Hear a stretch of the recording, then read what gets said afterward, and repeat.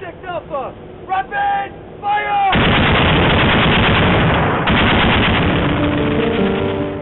Even though the war in Afghanistan, as we know it, is finished, there are lads still fighting their battles, you know. The war may be over, but the battle is still very real for a lot of people. I've done a lot of very hard things in my life, and I'll still stand by now. Owning up to my own mental health problems has been by far the hardest challenge that I've done. My name's Corporal Emerson-Thomas. I'm known as ET in the Royal Marines. I'm a serving Royal Marine Commando and I'm due to be medically discharged later this year. I've been in the Royal Marines since 2004. I've done 3 tours of Afghanistan during that period. My first tour was in a stores role, so it was a non-kinetic role, but my subsequent 2 tours, Op Eric 7 and 12, were highly kinetic. I was a relatively young Marine thrown into the mix, where we were fighting pretty much day in, day out for 6 months.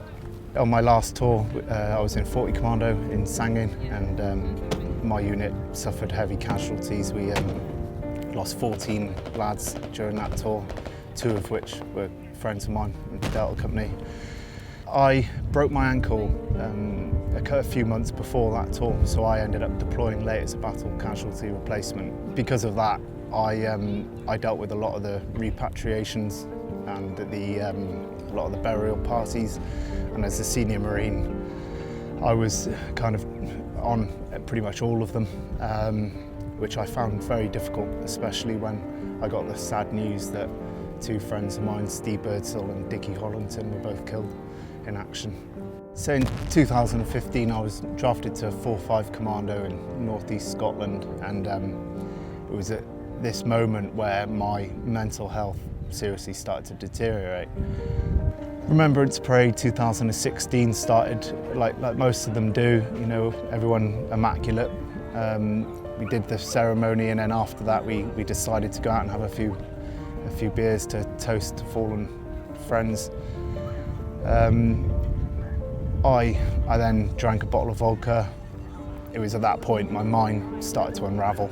I left the establishment I was in after trying to start fights. You know, I don't know why, it was more of a self-harm kind of thing. I just wanted to be filled in.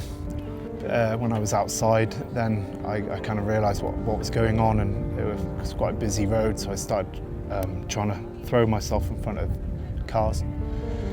And it was at that point I had a full breakdown, and I was no longer able to hide from my issues in the bottle or whatever. I stopped drinking for a while, and it was at that point I really started to go downhill. And it was only thanks to the loving support of my wife, Alicia, that I'm still vertical, I think.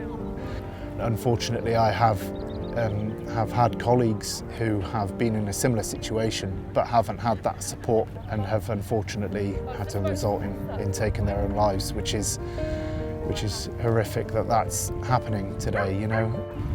Mental health now is such a big topic, not just the military but in society in general.